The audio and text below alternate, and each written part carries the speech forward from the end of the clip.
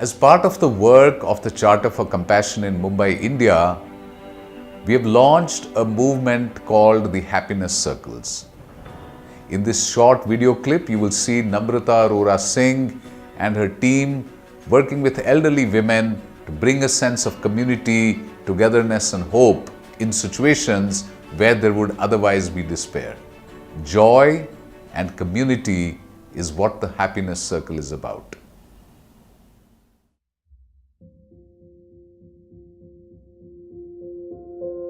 Do you sometimes feel that you have everything, but still something is missing?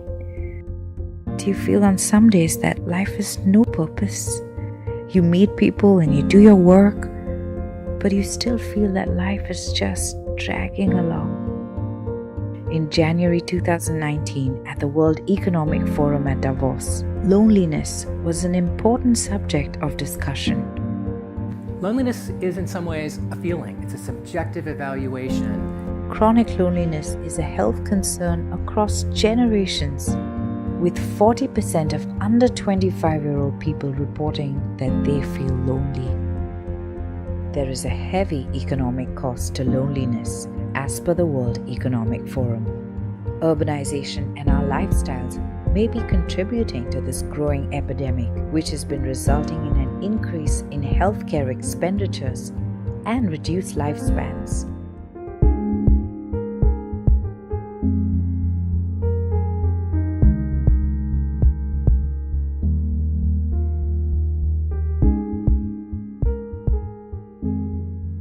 Enhancing social support and increasing opportunities for social interaction is known to not only address loneliness and lead to happiness, but is also known to enhance human longevity.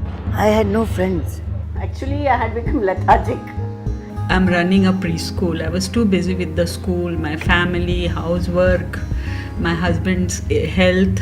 So many problems were there.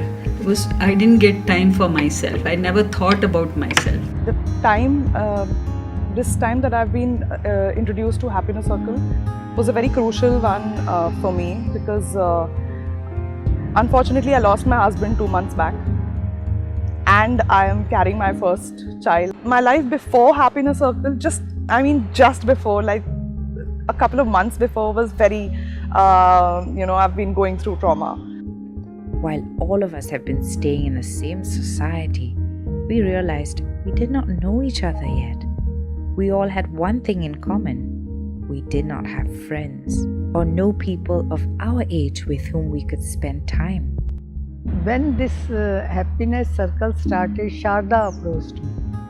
We were walking in the lawn and then she approached. Then I went. One day, talking to Namrata through the Charter for Compassion meeting that we had, the thought of getting something started in our community came up. In other age groups there are things happening, but there's nothing happening for our senior members. And whenever I went down for a walk, I saw a lot of senior women sitting down and just sitting. Looking lonely sometimes. So it was like, why don't we do something for them? It would be wonderful to get them all together and do some fun things. So that's how we started doing some legwork, made a WhatsApp group and circulated it, and that's how it got started. Here, we realized that it's not that difficult to be happy. All you need to do is to share from your heart and value the things being shared with you. We meditate together. We're adopting a healthier lifestyle. We share our dreams with each other. We have fun together. We learn new things together.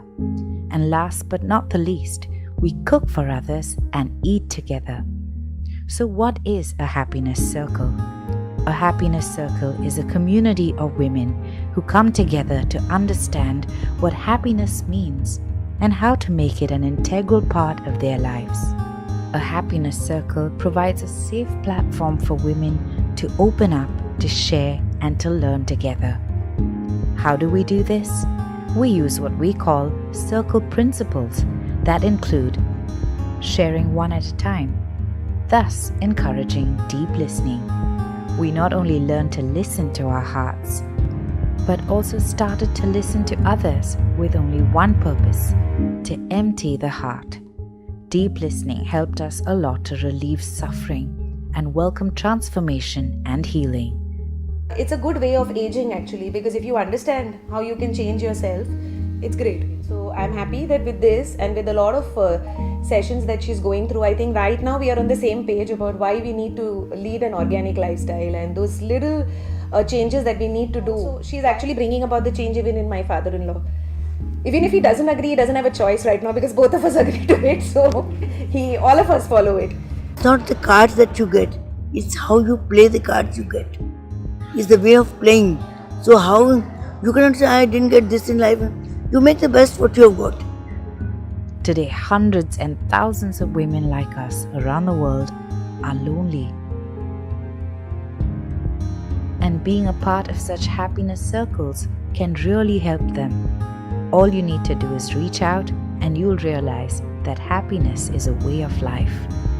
If you would like to introduce a happiness circle in your community, write to us at circles@charterforcompassion.org.in and we will work with you to make happiness an integral part of your life.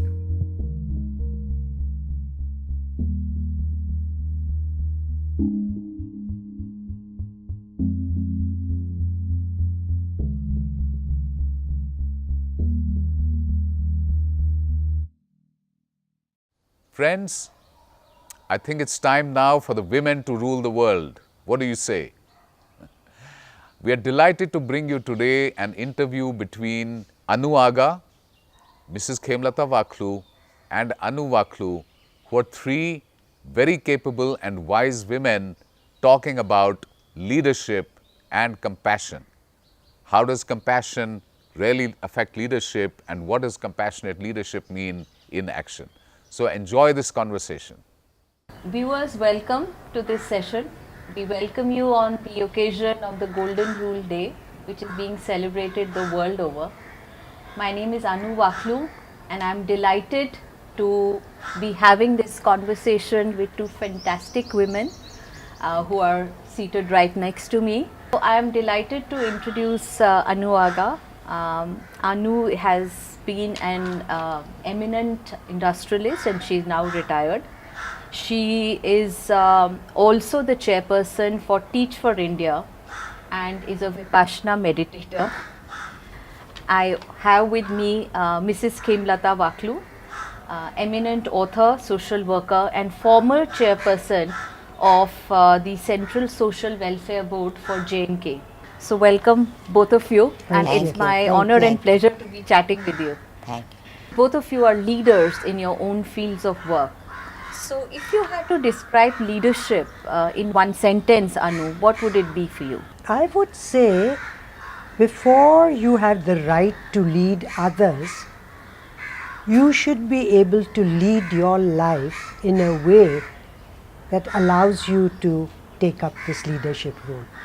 Lead in a way which you then have a right. Everyone has to lead their life, but in a way that gives you the right to take leadership position. Thank you.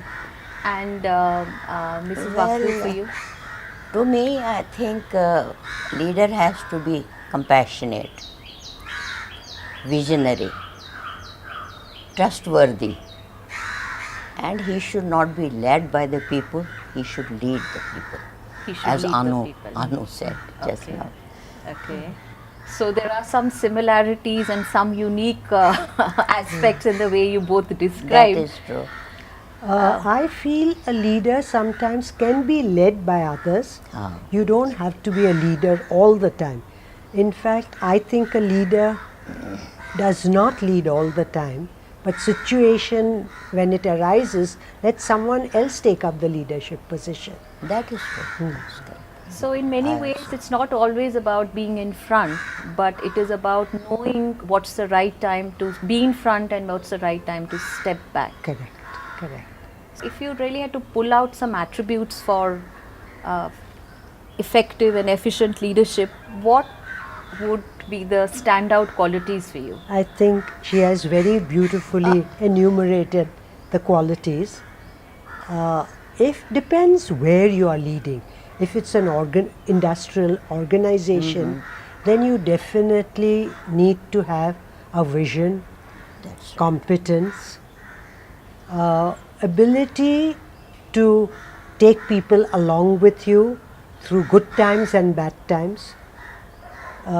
Be very authentic, and you will make mistakes, but don't feel bad to say, I made a mistake, I'm sorry. Also, not be afraid to show your ignorance, because nobody can know everything. That's true. So you can say, I don't know, and a leader can surround herself with people who are more competent than herself and not feel threatened. I am speaking about these qualities because I had to take over leadership position overnight. I am a social worker, but when my husband suddenly died, the board asked me to take over. It's an engineering company, and I don't know anything about technical things. I am not good at finance. I was able to manage with a lot of help from my people. And if I hadn't asked for that help, I don't think I would have ever succeeded. So I think what I hear is a lot of openness and a lot of transparency, and not feeling that you've got to know everything. And Absolutely. so That people around you know far more, except that in my case, but they respect you because I was in the human resource before. So they accepted me as a leader, not for my technical competence. I think a leader has to be pragmatic, and he has to be, absolutely in control of his position. He should know where I am going. As Anu said, that she or he has to be a visionary. And he shouldn't be threatened by others. That is the greatest quality if leader has that quality. Listen to their suggestions also. If he is not threatened, he will take these people along. Otherwise, if he is threatened, then he is going to show his superiority to these people, and which, countries suffer this way, and the states suffer, people suffer. That shouldn't happen. He has to be visionary, he has to be forward looking, and he has to be absolutely open to take new initiatives. So it's very interesting. You use a lot of he, and she used a lot of she. Because I am only he in so many she's. So I was just curious. He or she, I mean. He or she, I mean, basically That's neutral, right. yeah. Of course. But since we're on the he-she bit, so I was just wondering that these qualities that you brought about in leadership, not being vulnerable in a way, and That's right. so would it be little, and it's open to both of you to answer that.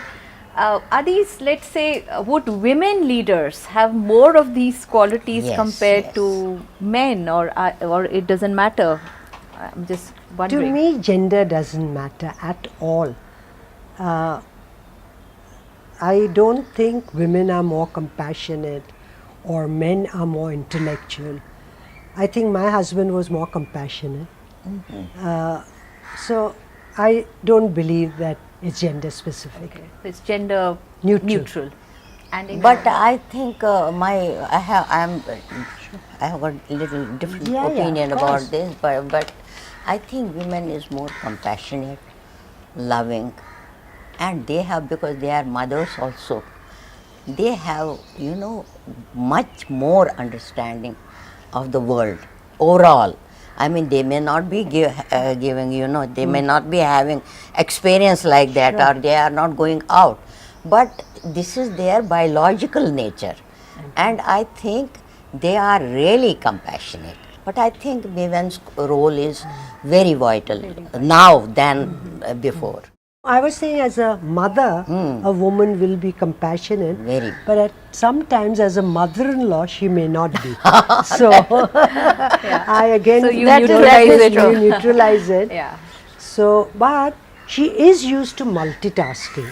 She is, that's right. especially if she's working, she has to look after the home, especially in India where men don't chip in. So that's something they are used to. And it's so interesting now that I think I'm seeing personally a lot of men, young men especially now, think very differently. Yes. So they also multitasking and supporting. I think there's Very, good very renaissance happening. But in very small numbers, mostly in urban areas. This quality you were mentioning about compassion, which yes, comes yes, naturally yes, to yes. women. I was just wondering, maybe not as a woman, but as a leader. That's could right. you look at or just tell us all some examples in your work life Okay. or personal life where you have seen an expression of compassion come out of you as a leader, and that changed any situation that you That were in? is true. I can give you my own experience as a person. That compassion, the compassionate person, whether he or she, has got entirely different outlook towards the world. Compassionate person is not caught up in religion, religion, caste, color, creed, boundaries. He will be absolutely away from these things. He will work from inner depth and on compassionate grounds. He will never differentiate. If I say that person, whosoever is compassionate, will never be caught up in these boundaries of the human-made boundaries. He will surely be above all these things. He will be different. He will not play games with anybody. I should say that he will be. His approach should be holistic, and his approach, and that is what we need. That this time, I mean, the leaders of now, they have to be compassionate. If they are compassionate, they are above all these things. They are really going to show the new way of life to the whole entire, not to our nation, but to the entire nation, all over the world. And I shouldn't differentiate between this boy and this girl or this lady or this man. We are one. After all, we are human beings. But if you are compassionate and if you are meditator, I must tell you, this is my own experience and I have seen it. If you are a meditator, that your all worries, all these things will fall like, really, this is my own experience. My husband and myself, we were kidnapped by militants in Kashmir in 1991, yes, 91. We were taken from our home, although we had God, and we were taken by these people. Naturally, it was not a good circumstances, it was not a good situation where we were in, but we were taken and we had no other option to fall in line. And we were just living with them. What happened one day, I'm just going to tell you what compassion means. We were taken by these militants to some jungle, and one day what happened, we were just sitting there and 2-3 people came and whole village of that place came along with these people. They had fallen from gorge, from top, some hill or something. They were driving motorcycle or something. Reckless young people, reckless people. They were militants. They had gone to get some medicine for us. And when they came and they were just thrown like this, just like bundle. And they were lacerated, they were bruised, and these bones were broken. Everything was gone topsy-turvy. And we were also because we were also part of this whole group, everybody was saying to my husband, Dr. Saab, do something.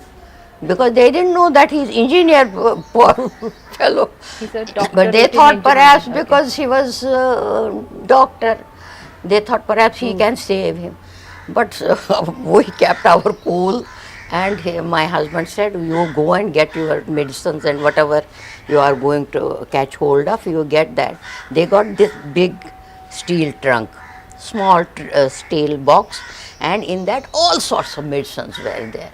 And would you believe me, Anu, honestly, double Anu, that they were, it became, the whole room became just like a small hospital. We made balm and we just put balm on that. They were not supposed to take him to the hospital. They would be caught. So like that we somehow we did, and whatever was painkiller or something, we told these people, get milk, get this, that, whatever. So you became doctors in the We situation. became doctor Okay. and nurse also, because I was there. I had to help my husband so much. And would you believe me, whole night we couldn't sleep. Naturally nobody did. And then would you believe me, next day that there was so tremendous toil, there was tremendous applause, they were so happy. All those people who had never seen us that day earlier one day, they came to say thank you, and with some more patience. Believe me, then my husband was telling me that फंस गए हम. So the compassion became an ongoing thing. But Yeah. it was out of, I must tell you one thing, compassion, you may call it compassion, you may call it anything, but we had forgotten that we were captives. They were there, these militants. They also forgot that human touch was there. It was just like a family. And from that day onwards till we were released, they had become we were mentors. Human touch. After all, we are all human beings. Anu, we are human beings. If there is no differentiation between human being to human being, person to person, then this world will be really wonderfully. Thank you very much for sharing this. It's a beautiful story. I just want to compliment that you talked about compassion, but this was a wonderful example of your showing compassion, which changed even your so-called enemies. No, but And- I must tell you one thing. It was so spontaneous. Yes, yes. Nobody has thought about that. No, no. I think compassion is a quality which helps everywhere, everywhere. In the corporate world also, it's there, but there are multiple stakeholders. So I can't be compassionate and overpay my workers or employees at the cost of my shareholders. So there are multiple, but you can be fair. Compassionate person is also fair. Very So you are fair to all the different stakeholders, and first of all you are compassionate with yourself. I think the story starts with yourself, and just as a ghara, a pot, cannot give water to others till it fills itself. Right. So I feel you have to fill yourself with love, and I wouldn't say it's only meditation, it could be anything. Anything that has helped you. I know very many compassionate people who are not meditators. So I wouldn't make it a rule that you have to, but it's an important quality, and I also have experienced that I wouldn't say I'm a compassionate person, because there are times when I haven't been. But I would like to move towards that journey. It's a journey of being compassionate, and more than any other person, it helps me, because anger and hatred corrodes us. Yeah, that's true. So it's not something you're doing for someone else, but for yourself. And every time when you are aware and you reflect that you haven't been, you are not very happy. There is guilt, there is not turmoil within. Yeah. So I think, the starting point for compassion is self. And as I hear you say that, it's when you fill yourself with love. It could come through meditation, or it could come through some other method, silent sitting, whatever works for different people. I think that's a starting of that expression. And so, we can, and also I think what I heard you say, Anu, is that, there are times we have to be fair. So, compassion is not being, overly biased towards something. Correct. So you still have to have your And rationality. be firm also. Yeah, Sometimes as a mother sometimes has to put limits. So as a leader you put limits which may not sound compassionate.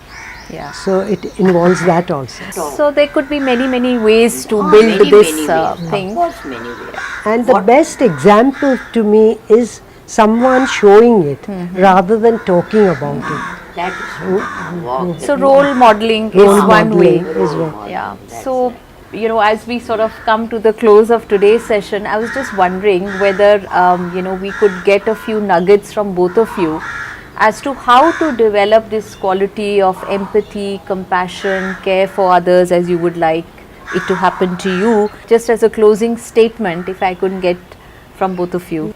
As it was said, if we didn't think in terms of people's roles, position, which religion, which country, which gender they come from, but look at human beings and wonder if I were in that person's place, what would I expect? And reach out. I think that could be the beginning of compassion.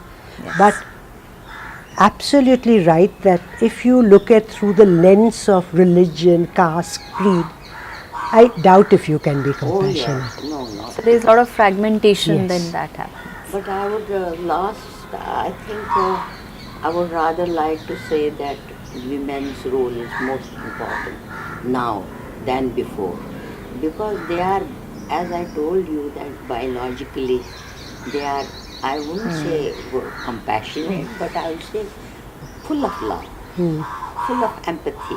So I think so we can have compassion. Actually, have compassionate animals too. You know, so I yes, think yes, compassion is probably an intrinsic quality Intrinsic. that we have. Absolutely correct. But you know, maybe as we work and as we do our daily businesses, we tend to kind of start focusing more on me, what I want, that and is true. this quality gets That left is behind. correct. So I thank you very much for your time, Anu and Khema, and I've really enjoyed and I've learned a lot. And I hope this conversation has been. Thank you for calling us. Yes, thank you. I'm delighted to be in conversation with both of you, and I hope our viewers are also enjoying the conversation with two fantastic women. And have a lovely day. Gandhiji has said, if you really want to understand love in action, look at children. It is our children who are free from the biases and boundaries of identity, of religion, of nationality and ideologies. They're like the sky, the pure blue sky. With this thought in mind, last year, during the Golden Rule, we had a conversation between children from Khorogoth School in Pakistan and the Shamrao Kalmadi School in Pune, and it was eye-opening. This year too, dear viewers, we brought to you a conversation between the Beacon House School in Pakistan, Karachi, and the Orchid School in India in the city of Pune. Let's have a look at what these wonderful, innocent, and very sagacious, wise children have to say about compassion in action and especially across nations. Children, ladies and gentlemen, we are going to start off with a little round of introduction today, and so I'd love you to greet the people one by one from the other team and tell us a little bit about what you're good at, what makes your eyes shine. Right? So let's start with Umayam. Yes, Umayam. Good morning.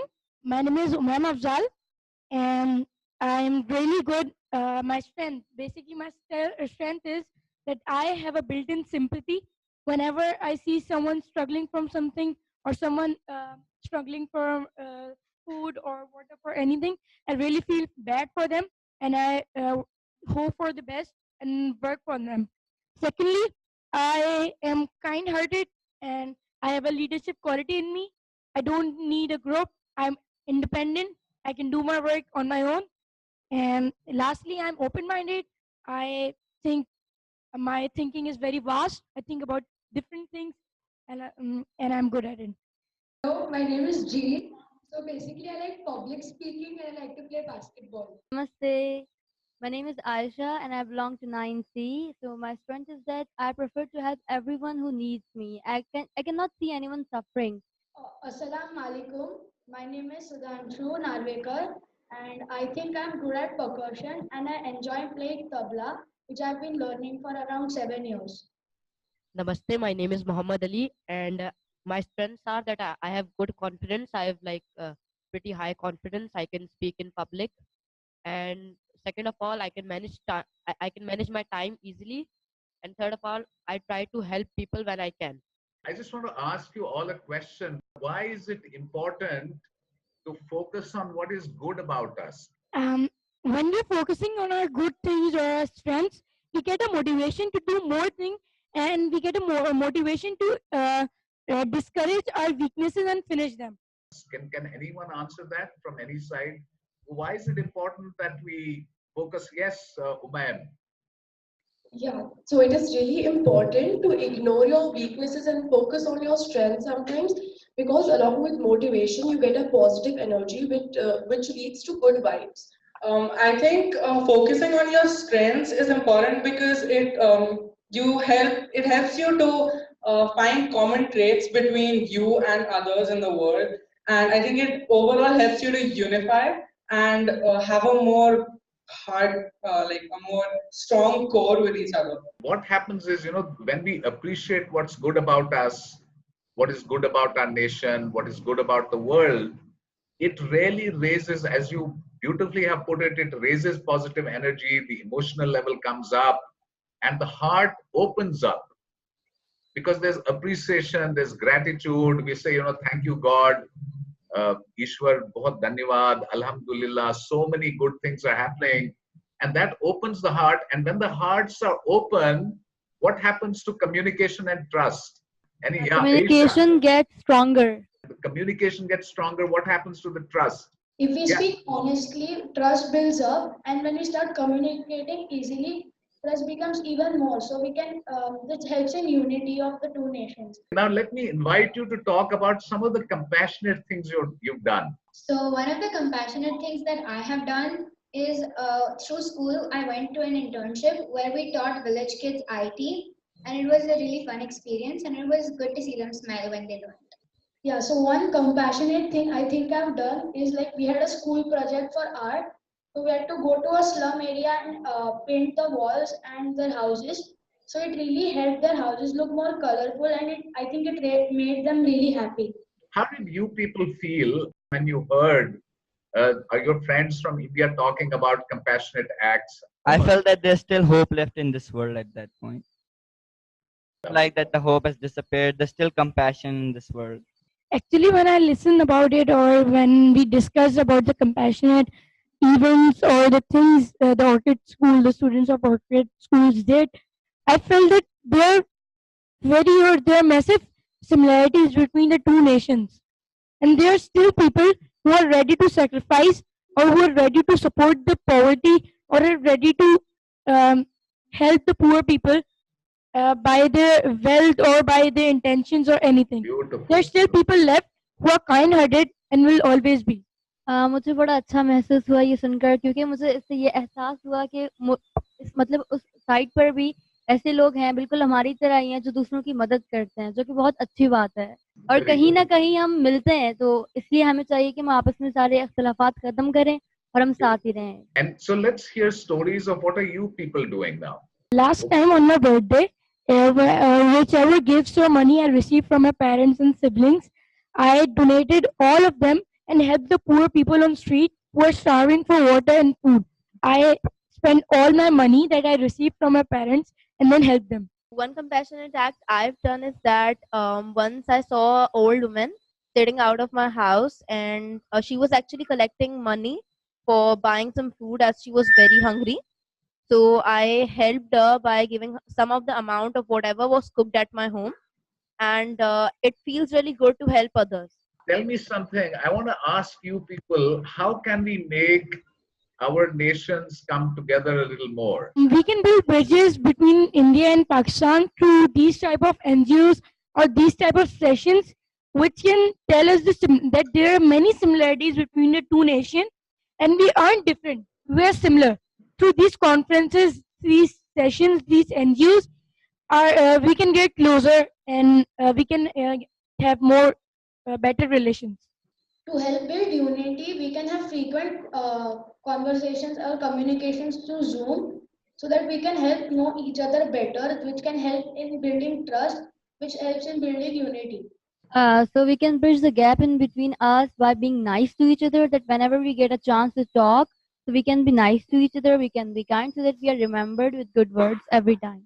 So basically, it is not hatred among the nations. It is just the mindset of a few handful of people that tears apart both of the countries. So it is important that there should be awareness camps and programs to change the mindset of the people towards a friendly and happy communication towards the countries. Secondly, we can participate in various inter-country programs like sports and cultural programs.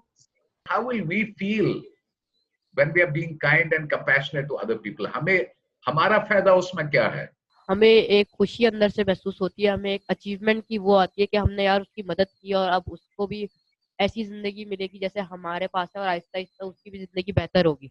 And Ali, any other thoughts from your side?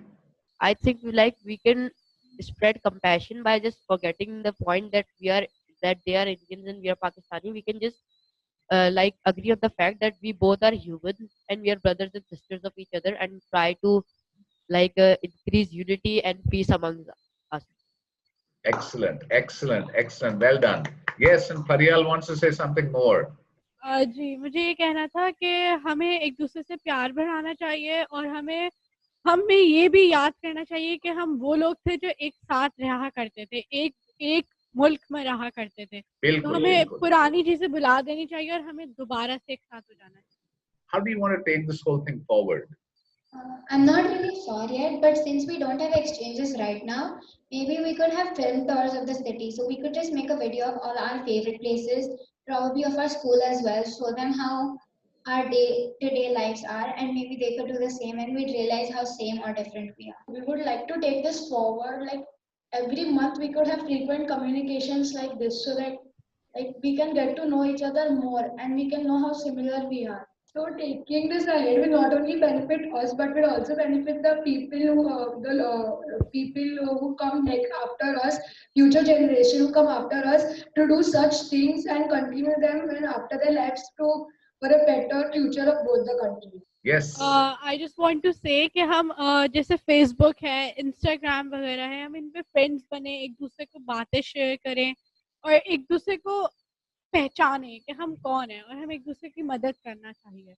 I think if we stay in strong contact through these websites like Facebook and all, and if we trust ourselves, so we'll make a strong bonding between us, and we'll unite for sure. I want to say that a bad word actually hurts a person more than actually a real wound. It casts a scar. So a kind gesture can reach that wound. I mean, a kind gesture can reach a wound which only compassion can heal, as Steve Maraboli also said.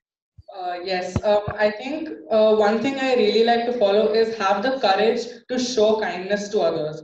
And I think courage and kindness are very interrelated, because if you don't have enough courage to show kindness to others, I think that little gesture that might change someone else's life, that just goes to waste, I think. Anything to conclude from the Beacon House, Cambridge, Gulshan, Karachi School? Yes. In the end, when we are ending this conference or session, I just want to thank you and the students of Orchid School who made this possible and who made this session possible. And I'm sure this may decrease the differences between the two nations. Thank you very much. Okay. Chalo ji. Khuda Hafiz. Bye-bye. Good luck. All the best. God bless. So very much thank you for this interaction and thank you for showing up on this. And I'd like to invite you now to briefly share how are you feeling about it, one, and number two, आगे क्या हम कर सकते हैं as leaders, as facilitators, as teachers, इसको कैसे आगे बढ़ाएं? I actually found that both the kids from both sides, the way they interacted, the things they said, that was far beyond words, because that was all, but we need to just listen to what they said, and that spoke for itself. I mean, I don't think we could even say anything after that, because they just went on, and that showed so much of compassion.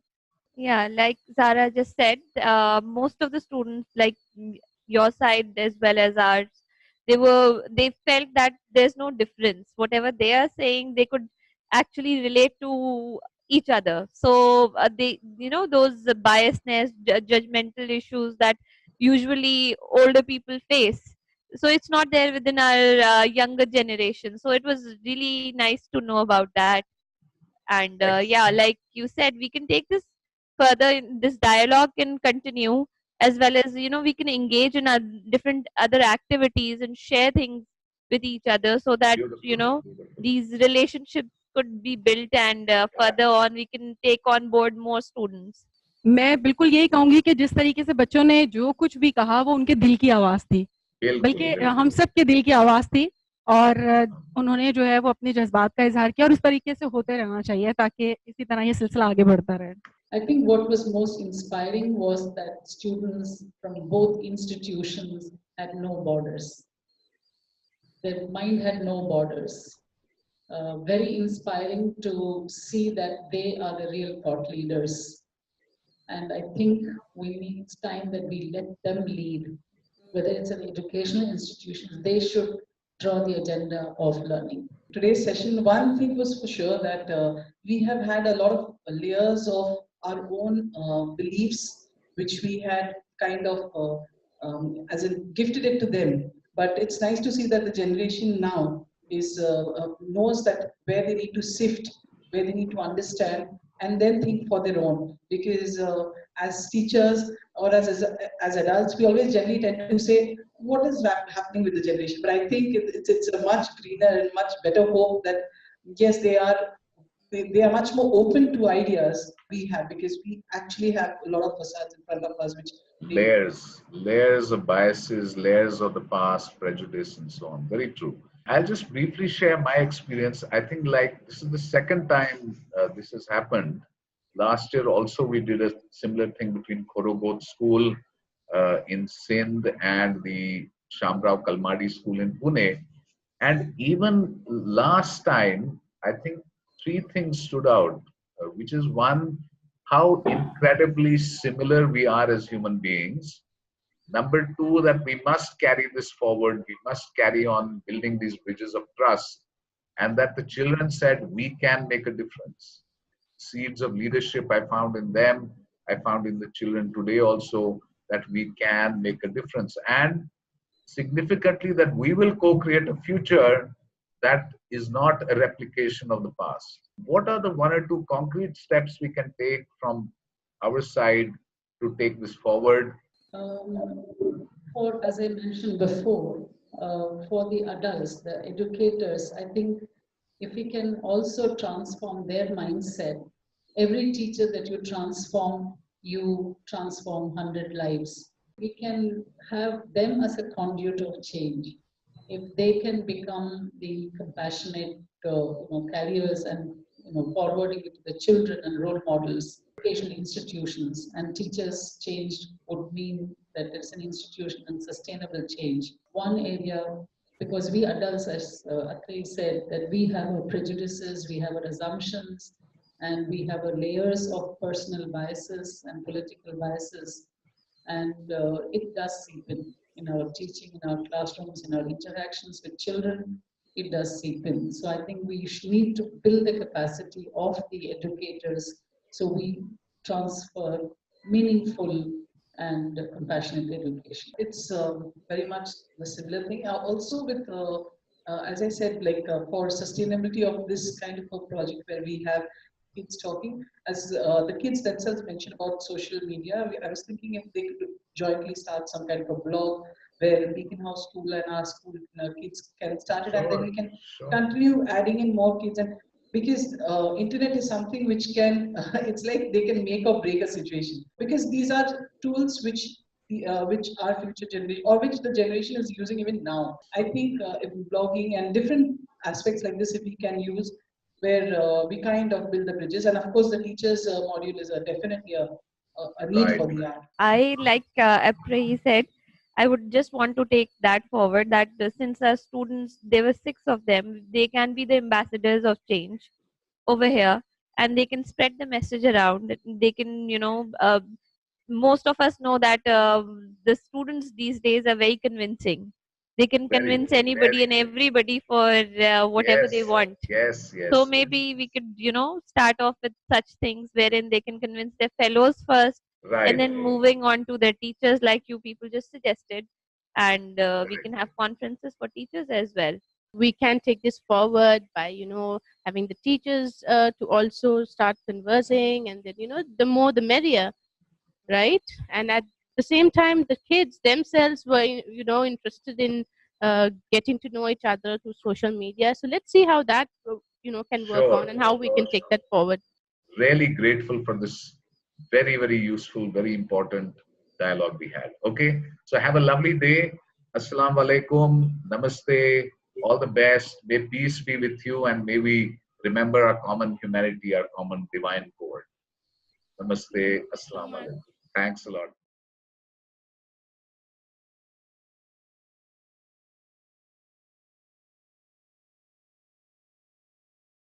How many times I've backed away, so often afraid, told others I'd be counted on and left them all betrayed. I said there's nothing I can do in a world that's turned us so sour, where the hope of freedom is fading by the hour. But it's better to light one candle than to curse the darkness. Better to let its bright light show where you stand, for its glow will melt the dark night like the coming of a new dawn, and hope will be born from that small flame in your hand.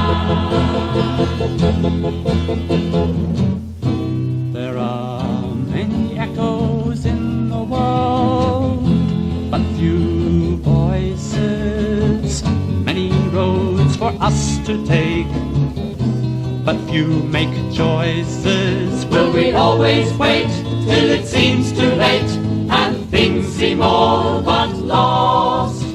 Afraid to leave the shadows, afraid to face the cost. It's better to light one candle than to curse the darkness. Better to let its bright light show where you stand, for its glow will melt the dark night like the coming of a new dawn, and hope will be born from that small flame in your hand. But if you stand up and leave your fears behind, leave your fears behind, show the light for all those who are blind. It was spread from man to man, a light that cannot be ignored, for the spirit of man is the candle of the Lord. It's better to light one candle than to cast the darkness. Better to let its bright light show where you stand, for its glow will melt the dark night like the coming of